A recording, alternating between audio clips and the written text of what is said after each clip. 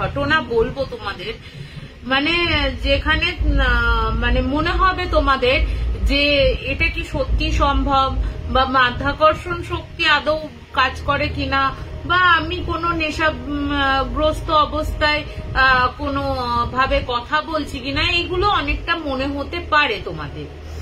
তো আজকে আমি যে সোসাইটিতে থাকি, মানে এই বাড়িটা, এই ফ্ল্যাটের, তো 2 নম্বরে একটা ফ্যামিলি থাকে, আমারই বন্ধু কৃতি বলে। কৃতিরা হচ্ছে 2 বোন, কৃতি আর কীর্তি, সরি আমি ভুল বললাম, কীর্তি আমার বান্ধবী আর কৃতি হচ্ছে ওর বোন। এবার বলে রাখি ওর ফ্যামিলি নিয়ে ঘটনা, খুব ইন্টারেস্টিং ঘটনা, এবং আমার বেশ কিছুদিন যাবত আমার নিজের চোখে দেখা একটা ঘটনা। মানে তোমাকে এই ঘটনাটা শুনলে মনে হবে যে পৃথিবীতে সত্যি মানে সায়েন্স বলে কোনো কাজ করে, যে আমরা যেগুলো পড়েছি সেগুলো কি সত্যি কাজ করে। তো আমি আসছি ধীরে ধীরে, তোমরা শোনো ঘটনাটা। এবার কীর্তিদের বলে রাখি, কীর্তিদের ফ্যামিলি হচ্ছে প্রচন্ড মানে ভালো এডুকেটেড, ওর বাবাও হচ্ছে সিএ, কৃতিও সিএ মানে চার্টার্ড অ্যাকাউন্টেন্ট, ওর বাবাও চার্টার্ড অ্যাকাউন্টেন্ট, মাও কীর্তিও চার্টার্ড অ্যাকাউন্টেন্ট, ওর বোন কৃতিও কিন্তু চার্টার্ড অ্যাকাউন্টেন্ট করছে, এবং ওদের মা মানে আন্টি দিল্লি ইউনিভার্সিটির প্রফেসর। মানে বুঝতেই পারছো একটা এডুকেটেড ফ্যামিলি। এই এডুকেটেড ফ্যামিলি, এরপর বলছি যে এই সময় যে হোলিটা গেল, এই হোলির সময়টা তোমার ওই কৃতির বয়ফ্রেন্ড এবং বয়ফ্রেন্ডের দাদা বৌদি, এরা 4 জনে মিলে তোমার সিমলা, কুলু, মানালি, কাসল এইসব ঘুরতে যায়। কাসল থেকে ওরা লাস্ট হচ্ছে কাসলে যায়। কাসল থেকে ঘুরে আসার পর তোমার ওখানে কাসল থেকে ঘুরে আসার পর তোমার কৃতির মধ্যে একটা অদ্ভুত পরিবর্তন ওরা লক্ষ্য করে। যখন ওরা ফিরে আসছে, এক হচ্ছে ও বলে রাখি কীর্তিদের বাড়ির কিন্তু প্রত্যেকে ভেজিটেরিয়ান।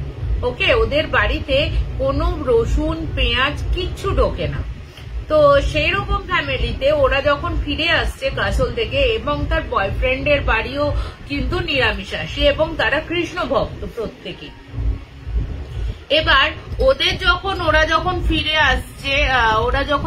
আসছে, যখন অন্য জায়গায় তোমার বলছে যে খাওয়া দাওয়ার, যখন বেশ জায়গায় খাওয়া দাওয়ার কথা বলছে, তখন কৃতি একদম বলছে যে না, আমি এই মুহূর্তে ননভেজ খাবো। এবার ওরাও 3 জনে অবাক হয়ে যায় যে ছোটবেলা থেকে ভেজ খেয়ে এসছে, সে হঠাৎ করে কি করে ননভেজ খাবে।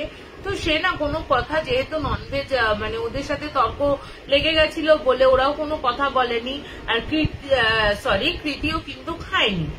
এরপরে যথারীতি বাড়িতে চলে আসে।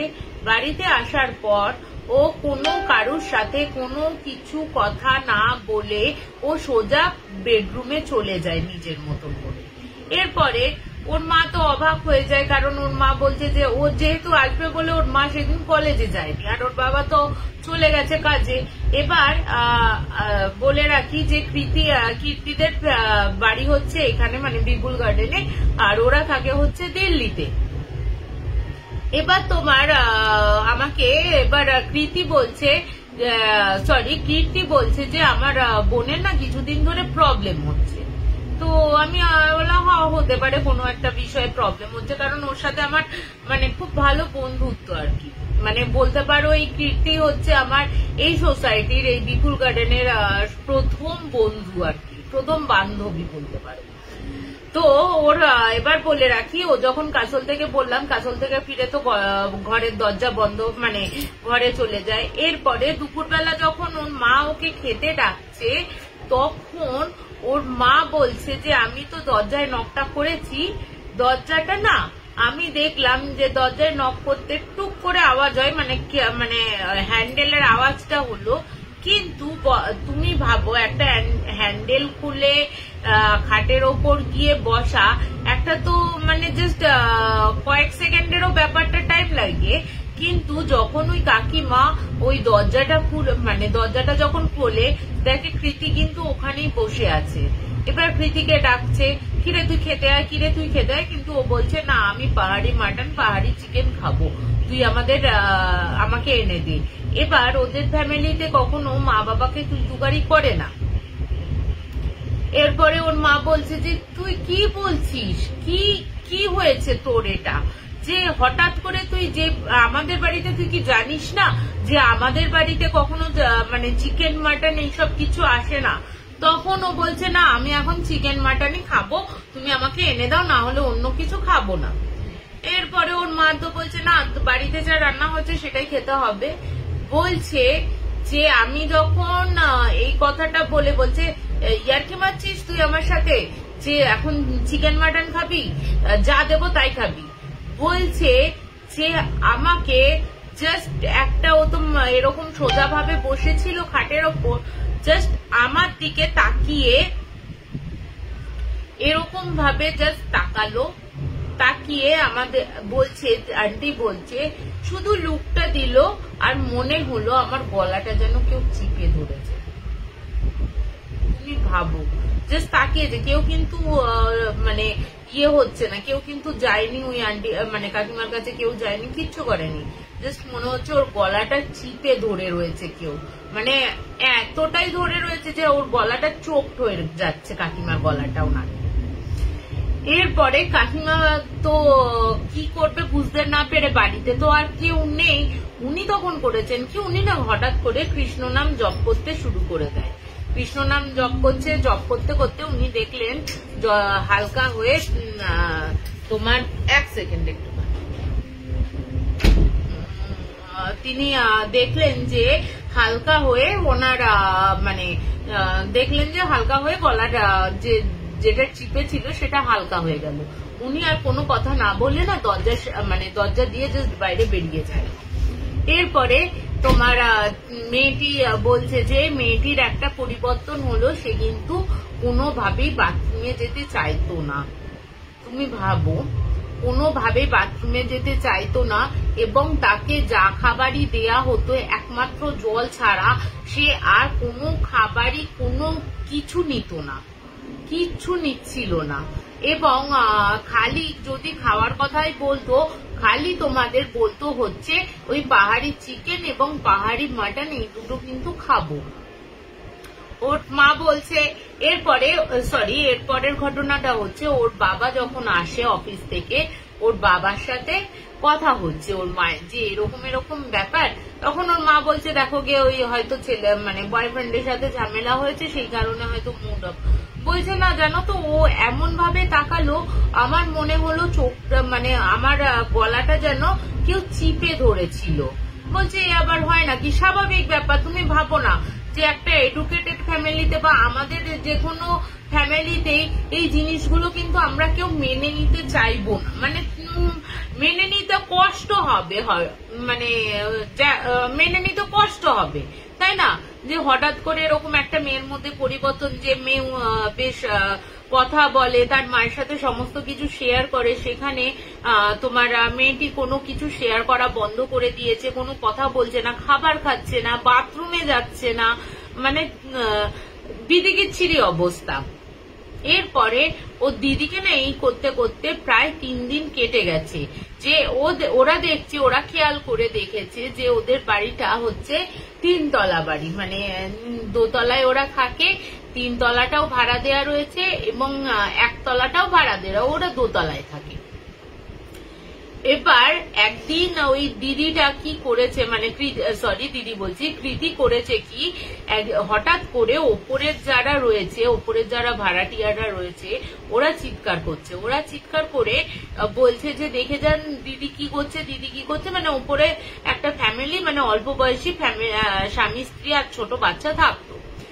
ওরা ওপরে গিয়ে দেখে ওই যে রেলিংটা রয়েছে, মানে ইয়েটা রয়েছে সামনের যে ছাদের যে ইয়েটা, ওইটার ওপর হাঁটছে। এবং এর পরের ঘটনাগুলো আসছে, আমি যেগুলো দেখেছি এবং সোসাইটির লোক যেগুলো দেখেছে। এরপরে তোমার যেটা হচ্ছে এরপরে ওর মা বাবা কীর্তিকে জানায় যে তোর বোন এরকম এরকম অদ্ভুত অদ্ভুত বিহেভ করছে, আমরা মানে ঠিক সায় দিচ্ছে না। এরপর ওই ফোনটা আসার পর ও তো অফিস বেরটা ওখানে চলে যায়। ওখানে গিয়ে ও দেখছে না অবস্থা তো খুব খারাপ। ও তার আগে বলে রাখি আর একটা জিনিস বলতে ভুলে গেছি, যে ওর মা যখন প্রথম ওরকম যখন কটমট করে ওর মায়ের দিকে তাকিয়ে দেখছে, আমাদের চোখের আমরা কি দেখি যে আমাদের অনেক সময় আমরা পজেস হলে আমরা দেখতে পাই যে চোখের মনি সমেত সাদা হয়ে গেছে কিংবা কালো হয়ে গেছে। ওর এই পুরো অংশটা জুড়ে না ওর মা দেখছে পুরো অংশটা জুড়ে সাদা হয়ে রয়েছে, যেন পুরো চোখটা ওপরের পাতা নিচের চামড়াগুলো পুরো সাদা হয়ে রয়েছে। এরপরে ওর মা যখন ওর মা দিদিকে ফোন করে, দিদিকে কীর্তিকে ফোন করে। কীর্তি যখন আসে, কীর্তি তখন দেখছে যে না সত্যি বোনের অবস্থার অবনতি হয়েছে, কারণ সে জল খাওয়া অনেকটা কমিয়ে দিয়েছে, খাবার তো একদমই খাচ্ছে না। মানে ওকে যা কিছুই বলা হচ্ছে, ও কিন্তু ওর দিদির হাতে রান্না খেতে খুব ভালোবাসতো, কিন্তু ওর দিদি ওকে যাই বলছে না কেন সেটাই ও না করে দিচ্ছে। এবং কৃতির দুখানা ছেলে মেয়ে, বড়টা হচ্ছে 7 বছর এবং ছোটটা হচ্ছে 3 বছরের। তো এবার যে 3 বছরের সে হচ্ছে তার মাসির হচ্ছে খুব কাছে, ওকে দেখে পর্যন্ত তোমার কৃতি হচ্ছে একদম অ্যাভয়েড করে যাচ্ছে, যেন কোনো ওকে পাত্তাই দিচ্ছে না। এরপরে তোমার কৃতি বলছে যে কৃতি যখন একা ঘরে বসে রয়েছে তখন ওর দিদি কীর্তি গেছে। কীর্তি গিয়ে বলছে তোর কি প্রবলেমটা হয়েছে, তুই কি চাস, তুই খাওয়া দাওয়া কেন বন্ধ করে দিয়েছিস, তোর কি প্রবলেম হয়েছে শুধু বল। এছাড়া কিন্তু ও যখন খাওয়া দাওয়া বন্ধ করে দিয়েছিল ওর বাবা কিন্তু ডাক্তারের কাছে নিয়ে গেছে, ডাক্তার কোনো প্রবলেম খুঁজে পায়নি, ছেড়ে দিয়েছে।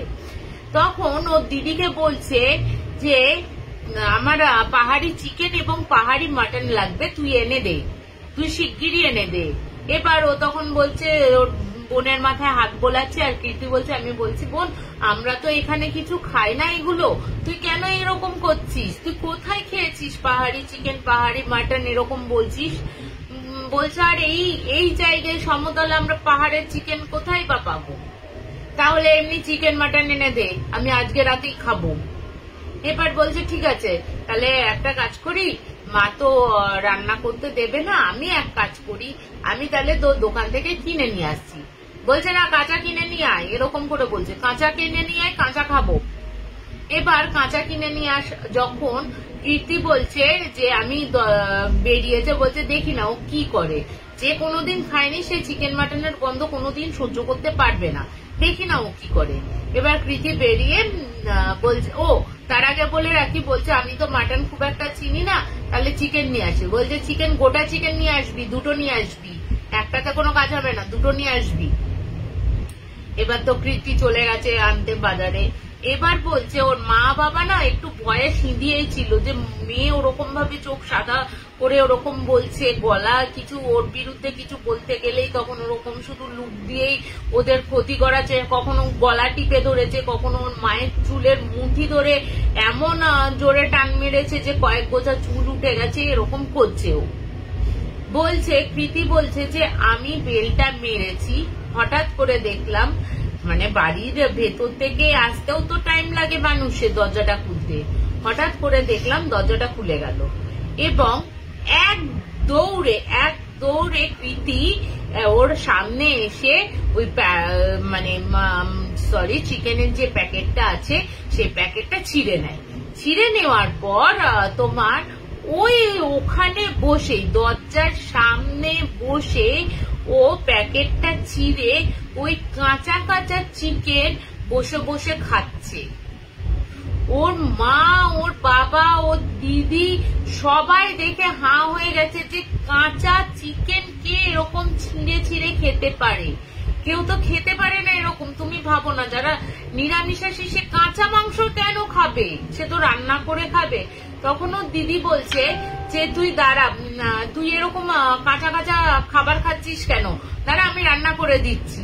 বলছে দিদি কীর্তি বলছে যখন আমার দিকে মুখটা ও তো মাথা নিচু করে এরকম দু হাত দিয়ে সেই পাগলের মতন ছিঁড়ে এই হাত দিয়ে ছিঁচে ওই হাত দিয়ে ছিঁচে এরকম করে খাচ্ছে। ও বলছে যে আমি যখন এই কথাটা বলেছি যে তুই এরকম কাঁচা মাংস খাচ্ছিস কেন, দাঁড়া আমি তোকে রান্না করে দিচ্ছি, তখন ও বলছে যে তখন সরি এই কথাটা শোনার পর বলছে আমার দিকে যখন তাকালো বিশ্বাস করবি না ওর পুরো চোখের মনিটা লাল, জাস্ট লাল হয়ে গেছে টকটকে, মানে সরি চোখটাই পুরো লাল, চোখের মনে বলছি চোখটাই পুরো লাল হয়ে রয়েছে। মানে জাস্ট তুমি ভাবো, মানে এই যুগে দাঁড়িয়ে 2025-এ দাঁড়িয়ে যেখানে মানুষ মানে মঙ্গল গ্রহে যাচ্ছে, বিভিন্ন আবিষ্কার করছে, সেখানে ও বলছে যখন ওর মাকে দেখেছিল তখন চোখটা সাদা, এখন আমি দেখছি লাল। এরপরে ও বলছে যে কোনো কথাই তো সে শুনলো না, সে বসে বসে পুরো চিকেন মাটন সমস্তটা খেলো ওখানে, সরি চিকেন বলছি মাটন বলছি, চিকেন গুলো বসে বসে দুটো চিকেন একদম গোগরা, সে কোনো হাড্ডি গুড্ডি ফেলা ছাড়াই খেয়ে নিল। এরপরে তোমার ওর মা তো কীর্তি বলছে দেখো মা এটা কিন্তু আমার মনে হয় না কোনো তোমার ব্যাপার আছে, যে কোনো ডাক্তারের কোনো বা সাইকোলজিক্যাল কোনো ব্যাপার আছে। এরপর বলছে যে চলো একটা কাজ করি, সামনে যে মানে ঠাকুর মন্দিরটা আছে মন্দিরের পুরোহিতকে গিয়ে সমস্ত কথা বলি। এরপরে ওরা কিন্তু বসে বলছে, ওর কৃতি রয়েছে কৃতির ঘরে, ওরা বসে বলছে ডাইনিং এ, মানে যথেষ্ট আস্তে কথা বলছে যাতে ওর কোনো ডিস্টার্ব ফিল না হয়। ও ওখান থেকে বলছে যে কোনো পুরোহিত লাগবে না, ও যা কাজ করেছে ওর ফল ভোগ করতে হবে, কোনো পুরোহিতে কোনো কাজ হবে না। তুমি ভাবতে পারছো যে ও বলছে। এরপরে ওরা তো কোনো কথা কোনো কথা ছাড়াই চলে যায় হচ্ছে তোমার ওই ঠাকুর মশাইয়ের কাছে। কিন্তু ঠাকুর মশাইয়ের কাছে সমস্ত কথা বলে। মামা একটু জলের বোতলটা এনে দিবি, ওই ঘরে আছে বাবার কাছে।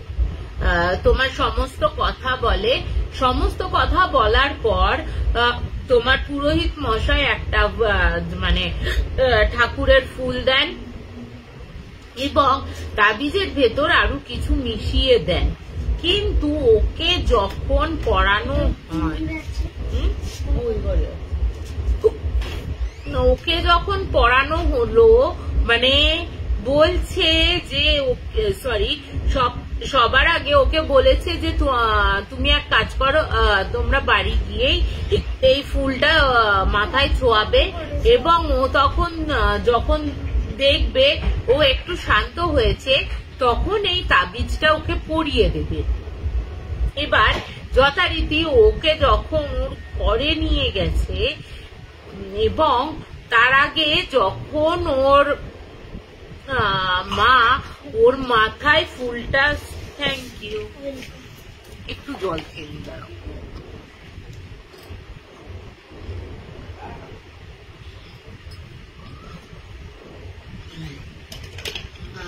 তোমার ওর যখন তোমার ও যখন ইয়ে করে আর কি, বলছে যখন ওই মাথায় ফুলটা ঠেকাতে যাবে ঠিক সেই সময় মনে হলো কেউ যেন ওর হাতটা মুচকে দিল না। ওর মায়ের হাত থেকে হাতটা মোচকাতে এত জোরে কেউ কিন্তু টাচ করেনি, না কৃতি টাচ করেছে না অন্য কেউ টাচ করেছে। ও মানে ও যখন দেখছে যে ওকে ফুলটা ছোঁয়াতে আসছে, ওর মায়ের মাথা মানে ওর মায়ের হাতটা এতটা জোর মুচকে যায় যে হাত থেকে ফুলটা পড়ে যায় এবং ওর মাকে বলতে থাকে যে তোকে আমি বারণ করেছিলাম না, তোকে আমি তো বারণ করেছিলাম যে কোনো ফুল কোনো কিছু লাগবে না, তাহলে তুই কেন নিয়ে আসতে গেলি, এরকম করে রীতিমতো থ্রেট দিচ্ছে। ঠিক আছে, ও মোর মাকে যে বলছে যে তুই কি ভেবেছিলিস এই ফুলটা ঠেকিয়ে তুই আমার তাবিজ করি আমাকে ছাড়াতে পারবি? আমাকে ছাড়ানো যা কারুর কর্ম না, আমি যাব না, তোরা যা পারিস করে নে। এরপরে ওখানে যখন তোমার আরো বেশি করে এইসব হচ্ছে, ওর মা তখন কৃতির শাশুড়ি কীর্তির শাশুড়ি কীর্তি জানায় শাশুড়িকে, এবং কীর্তির শাশুড়ির একজন চেনা জানা মানে পুরোহিত বা তান্ত্রিক গোছের লোক ছিল, তাকে উনি ডেকে পাঠান। এবার ডেকে পাঠালে তো ওনাকে সমস্ত কথা বলেন এবং উনি কিন্তু ডেকে পাঠান। এবং যেহেতু অন্যদের দিল্লি থেকে আসতেও অনেকটা সময় লাগবে, কীর্তি কি করে, কীর্তি বলে তাহলে তুমি আমাদের ফ্ল্যাটে নিয়ে আসো, ওখান থেকে বোনকে নিয়ে যাব। তো কিছু কোনোভাবে তো ওকে বের করা যাচ্ছিল না। একবার ওর বোনের জন্মদিন হিসেবে ওর বোনের জন্মদিনের নাম করে মিথ্যে বলে ওকে নিয়ে আসা হয় এখানে, এবং নিয়ে আসার পর ওকে কিছুতেই ওখানে নিয়ে যাওয়া যাচ্ছে না, কোনোভাবেই নিয়ে যাওয়া যাচ্ছে না। এবং উনি যখন আসার চেষ্টা করলেন কৃতিকে দেখানোর জন্য, উনি কিন্তু গাড়ি অ্যাক্সিডেন্টে ওখানেই স্পট ডেড হয়ে যান। পুরো বন্ধ, তুমি ভাবো পুরো বন্ধ হয়ে গেল। এরপরে কীর্তি আমাকে যখন দেখছে যে তার মধ্যে কিন্তু প্রায় 2 সপ্তাহ, হ্যাঁ 1 সপ্তাহের বেশি কেটে গেছে, তাকে হসপিটালে দেওয়া হয়েছে, তাকে সমস্ত কিছু মানে যে ঠাকুরের যেখানে বলছে সেখানে ওর মা গিয়ে করছে। উনি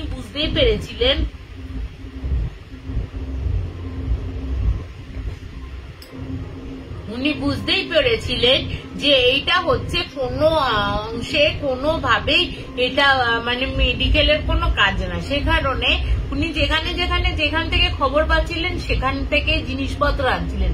কিন্তু প্রত্যেকবার জিনিস আনার সাথে সাথে ওর মা বলো, ওর দিদি বলো, ওর বাবা বলো, যে যাই আনছে না কেন তারই হয় হাতটা মুচকে দিচ্ছে বা কখনো গলা চিপে ধরছে। সে কিন্তু কৃতি কিন্তু নিজে করছে না, কিন্তু ওর লুকটা দিয়ে ওকে করাচ্ছে। এরপরে আমাকে কৃতি ফোন করে বলল যে জানিস তো এরকম ব্যাপার, তুই আমার একটু আসবি? তো আমি বললাম যে হ্যাঁ আসবো, অবশ্যই, কেন আসবো না। বলছে তোর কাছে পজিটিভ কোনো জিনিসপত্র আছে, যেমন কোনো ভগবানের ত্রিশূল রুদ্রাক্ষ এরকম টাইপের কিছু? আমার না তখন অবাক লাগে যে ও হঠাৎ করে এরকম কেন বলছে। তো ওকে আমি জিজ্ঞাসা করি যে কি হয়েছে তোর, এরকম বলছিস? ঠিক আছে আমি নিয়ে আসছি। তো এরপরে আমি ওদের বাড়িতে যাই, ওদের বাড়িতে গিয়ে বেল মারতে গিয়েও দেখছি যে ভেতর থেকে চিল্লামিল্লির আওয়াজ আসছে, কিন্তু কেউ দরজা খুলছে না। একটা মানুষের দরজা খুলতে কতক্ষণ লাগে? খুব বেশি হলে 5 মিনিট। ভেতরে যেহেতু আরো লোকজন রয়েছে, আমি শুনতে পাচ্ছি তাদের আঙ্কেল আন্টির গলার আওয়াজ, কীর্তির বরের গলার আওয়াজ, তারা কীর্তির আওয়াজ, ওর বোনের আওয়াজ, সবই কিন্তু শুনতে পাচ্ছি, কিন্তু কেউ কিন্তু দরজা খুলছে না। প্রায় 15 মিনিট বাদে দরজাটা খুললো। খোলার পর বলছে যে তোকে ও কিছুতেই ঘরে ঢুকতে দেবে না, বলে ও এরকম চিল্লামিল্লি মানে যেরকম ভাবে বাধা দেওয়া যায় সেরকম চেষ্টা করছিল। আমি বলছি এরকম আবার হয় নাকি, এরকম কি বলছিস, কৃতি কেন ঢুকতে দেবে না? বলছে তুই একবার চ, গেলেই বুঝতে পারবি যে কি হয়েছে। এবার আমি যাই, গিয়ে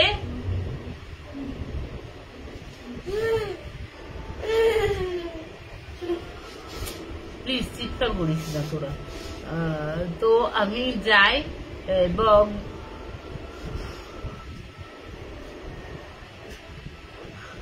হাসি হচ্ছে বাপ ছেলের, এই লাইভে এখানে এসছে বাপ ছেলের খুনসুটি দেখে হাসিও পায়।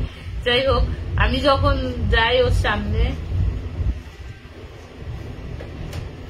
আমি যখন যাই ওর সামনে, বিশ্বাস করবে না, আমাকে দেখার পর ও খাটের একটা জায়গায় বসেছিল, তো আমাকে পুরো সরাসরি তাকালো আমার দিকে।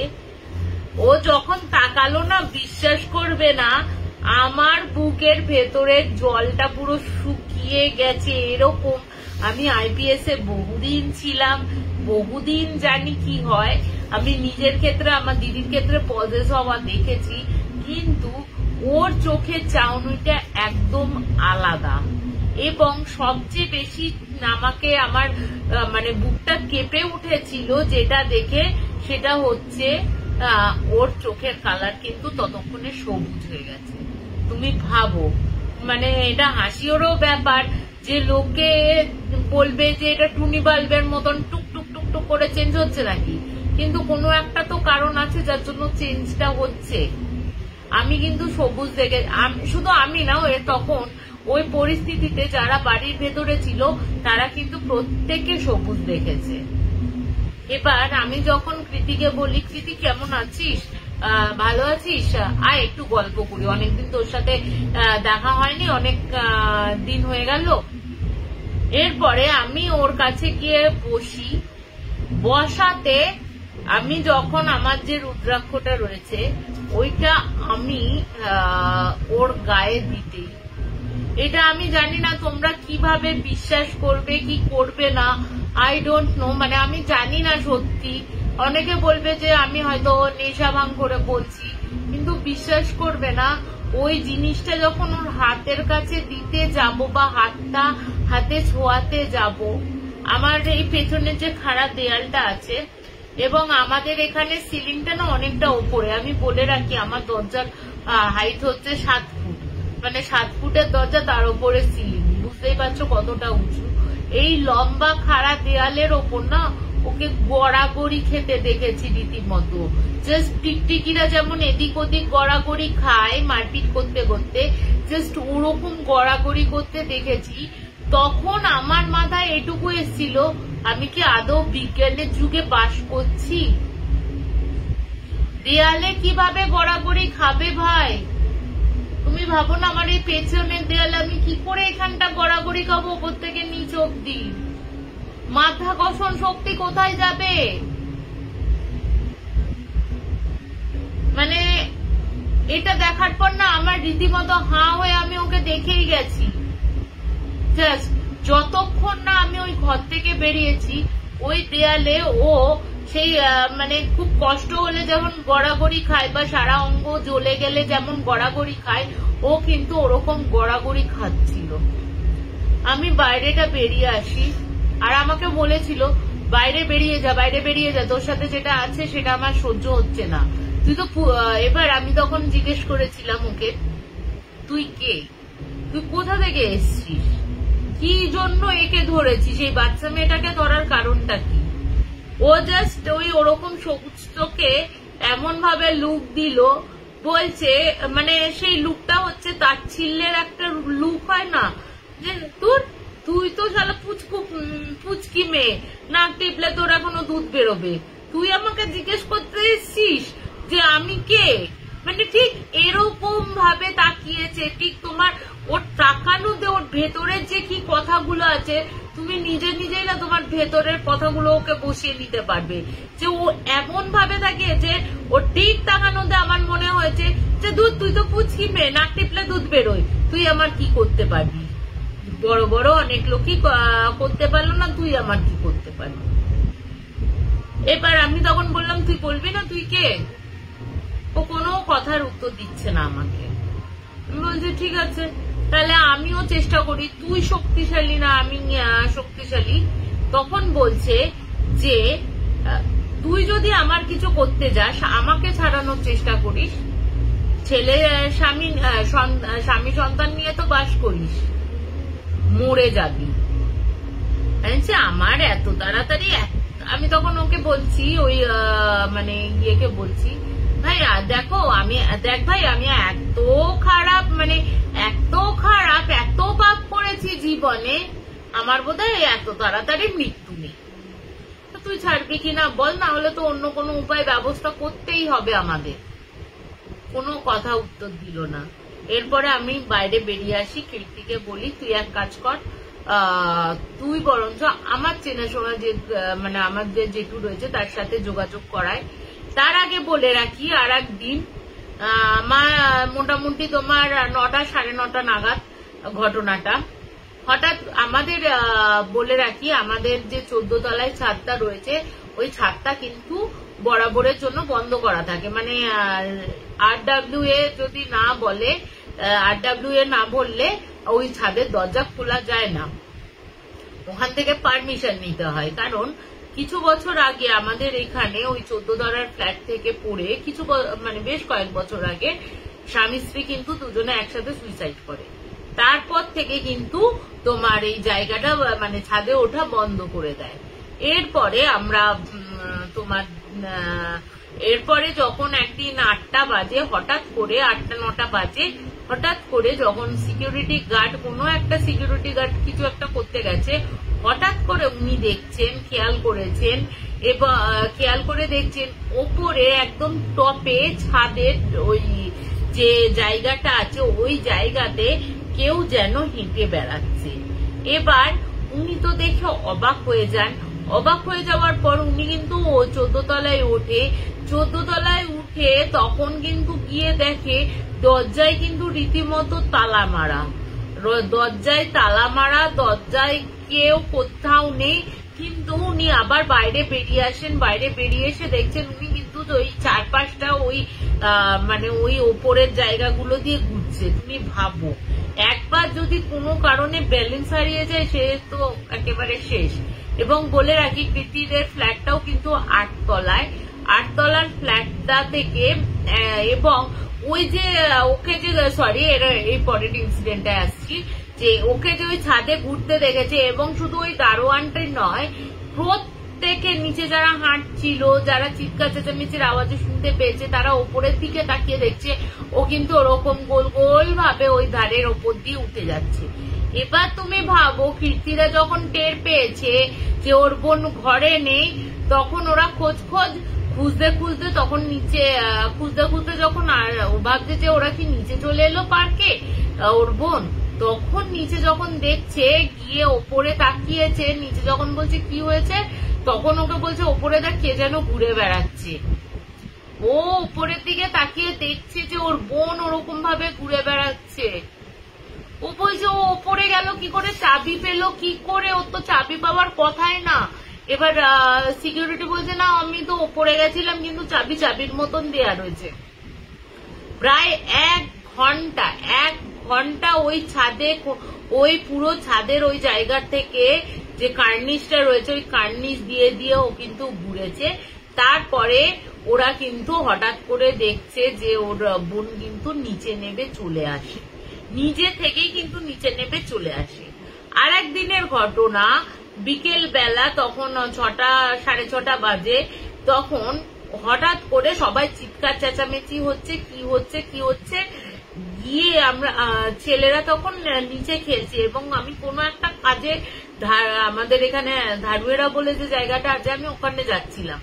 হঠাৎ করে সবাই যখন চিৎকার করছে পড়ে যাবে করে, আমি ওপরের দিকে তাকিয়ে দেখি ওই মেয়েটি, কৃতি বলে মেয়েটি, যে এতদিন ধরে খাবার খায়নি এবং ওকে ওই চিকেন দেওয়ার পর থেকে যখন ওরকম খাবার খেয়েছে তারপর থেকে কিন্তু আর কোনো খাবার খায়নি, শুধু সামান্য করে জল খাচ্ছে।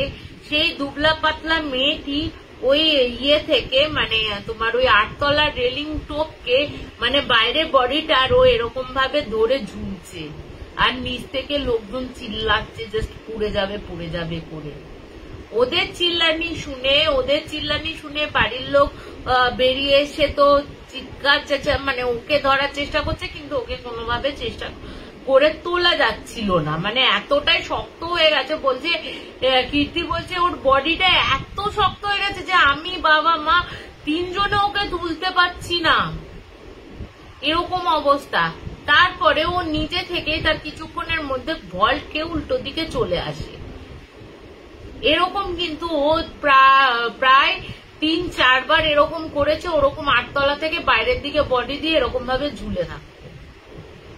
এরপরে জেঠুকে খবর দেয়া হয়, এবং জেঠুর সাথে ওদের কথাবার্তা হয়, এখনো কোনো মীমাংসিত হয়নি ঘটনাটা। এরপরে শনিবার এলে বোঝা যাবে যে কি ব্যাপারটা হয়েছিল, ঘটনাটা কি হয়েছিল, ওই ব্যাপারটা জানা যাবে। এবং জেঠু কিন্তু বলেছে এমন কেউ আছে, এমন কিছু রয়েছে অপদেবী বা অপদেবতা, যার জন্য যে ও এই কাজগুলো মানে এন্টিটি, দেখো পজেস করলে আমি দরজা খুলে তো পেরিয়ে যেতে পারবো না, আমাকে দরজা খুলতেই হবে, কিন্তু ওর আর পার হচ্ছে কি করে দরজার। বলছে ও কোনো একটা অপদেবতা বা অপদেবীর পাল্লায় পড়েছে, কেউ হয়তো ভর করেছে। জেঠু আর একটা জিনিসও করে দিয়ে গেছিলেন, অদ্ভুত ব্যাপার। তুমি বলছি এটা জাস্ট কালকেই করেছে বলে বলছি, উনি কিছু জিনিস দিয়েছিলেন যেটা মানে তোষকের তলায় রাখতে, ঠিক আছে, কিছু জিনিস ভস্য, তার মধ্যে কিছু ভস্য এরকম ছিল। এবার ওরা যখন পেতেছে পরের দিন সকালবেলায় দেখছে ওই জায়গাটুকু না, মানে যখন বিছনা ঝাড়ছে বলেছিল যে ও যে জায়গাটায় শোয় ওই জায়গাতেই রাখবেন। এবার বিছনা ঝাড়তে উনি দেখছেন যে হঠাৎ করে যে কিরকম একটা পোড়া পোড়া গন্ধ বেরোচ্ছে। উনি ওই তুলে তোষকটা তুলে বা গদিটা তুলে দেখছে উনি যে জেঠু যে জিনিসগুলো রেখেছিল না সেইগুলো শুধু জ্বলছে, কিন্তু ওই যে বেডটা রাখা রয়েছে মানে গদিটা রাখা রয়েছে সেইগুলো কিন্তু জ্বলছে না। কি অদ্ভুত কথা বলো, সেইগুলো জ্বলছে না কিন্তু যে জিনিসগুলো রয়েছে সেইগুলো জ্বলছে। মানে একটা অদ্ভুত মানে আমি নিজের চোখে এইগুলো দেখেছি, এই পজেসের এই কেসটা আমার নিজের চোখে না দেখলে আমি হয়তো 2025-এ দাঁড়িয়ে এই জিনিসগুলো বিশ্বাসই করতে পারতাম না। তো ওনাকে এখনো অব্দি যেহেতু কোনো সুরাহা হয়নি, জেঠু বলেছেন যে ওনার বেনারসে লালি বাবার আশ্রম রয়েছে, ওখান থেকে ওনাকে নিয়ে আসবেন এবং আনার পর ওনার সাথে মানে কথাবার্তা হয়েছে জেঠুর, কিন্তু উনি বলেছেন আমাদের দুজনের দ্বারা না, আরো দুটো জায়গা থেকে, এক হচ্ছে ত্রয়ম্বকেশ্বর মহাদেবের ওখান থেকে এবং সোমনাথ মন্দিরের ওখান থেকে দুজন পুরোহিতকে আনতেই হবে। এই চারজনে মিলে তবে গিয়ে মেয়েটার হয়তো কিছু সুরাহা হলেও হতে পারে। এবং এটাও জেঠু বলেছে আমাকে যে এটাও হতে পারে ওর হয়তো শুধু বডিটাই রয়েছে, আত্মাটা অন্য কারণ, সে হয়তো তাকে ছাড়ানো গেলেও সে কিন্তু মানে কৃতি মেয়েটা হয়তো নাও বাঁচতে পারে, তার আত্মাটাকে হয়তো সে খেয়ে নিয়েছে, তার শুধু বডিটাই রয়েছে। যদি তাকে ছাড়ানো যায় তাহলে কিন্তু তার মানে সে কিন্তু মৃত অবস্থায় তাকে পাওয়া যাবে। তো আমি অন্তত ভগবানের কাছে এটাই প্রার্থনা করি, একজন ভবিষ্যৎ যে সিএ হবে একটা মেয়ে, সেই মেয়ের অন্তত এই ক্ষতিটা না হোক। হয়তো কোনো ভুল করে ফেলেছে, সেটা কিন্তু কাসল না জানা মানে কাসল না গেলে কিন্তু এইটুকুও জানা যাবে না কি হয়েছিল। তো আমাদের এই শনিবার থেকে সামনের শনিবার অব্দি টাইম দেওয়া আছে, দেখা যাক কি হয়। তো আমরা আশা করতেই পারি কৃতি মেয়েটি খুব ভালো মানে খুব তাড়াতাড়ি সুস্থ হয়ে যাবে এবং যাই কিছু করে থাকুক না কেন আশা করি তার প্রাণটা অন্তত নিয়ে যাবে না। এইটুকু সে ক্ষমা, অন্তত সে যাই ভুল করে থাকুক না কেন, যা কিছুই করে থাকুক না, এইটুকু অন্তত ক্ষমা করে দেওয়াই যায়। তো কেমন লাগলো আজকের ঘটনাটা, এর নেক্সট এপিসোডটা আমি তোমাদের মানে কি হয়েছে না হয়েছে এর পরের ব্যাপারটা বলবো। আরো অনেক কিছু করেছে যেগুলো আমাকে কিন্তু বলতে বারণ করেছে, যেহেতু এখনো মানে মানে এখনো চলছে প্রসেসটা, যেহেতু আমি পুরোভাবে খুলে বলতে পারলাম না। কি মানে কাজটা হয়ে যাওয়ার পর আমি তোমাদের নেক্সট শনিবার সেই ঘটনাগুলো বলতে পারবো, মানে কিভাবে ছাড়ানো গেছে, কেমন আছে, কি হয়েছে, সমস্ত বৃত্তান্ত। তো কেমন লাগলো আজকের এই ঘটনাটা, তো আজকে আমি এই ঘটনাটাই বলবো, যেহেতু আমাকে নিচে ডাকছে তো একটু নিচে যেতেও হবে। তো কেমন লাগলো আমাকে একটু জানিও ঘটনাটা। তো আজকে এখানেই শেষ করছি, খুব ভালো থেকো, শুভরাত্রি, ও তনুদি একটু দেখে নি, তনুদি আছে, তনুদি কেমন আছো, সোনালি দি কেমন আছো, সুকল্যাণ ভাই হাই গুড ইভিনিং, কেমন আছো? ওই যে পারমিতা চ্যাটার্জি, এই যে পুটির মা, আমাদের ছোট্ট পুটির মা, ও পুতিমা তুমি কি করছো, ভালো আছো তো পুটিমা গরমে? এই যে আমার নন্দিতা দি, চল টাটা, পারলে ফোন করিস। তো আজকে এখানেই শেষ করছি, গুড নাইট। আমি তোমাদের কমেন্টস এর উত্তর দিচ্ছি একটু বাদে।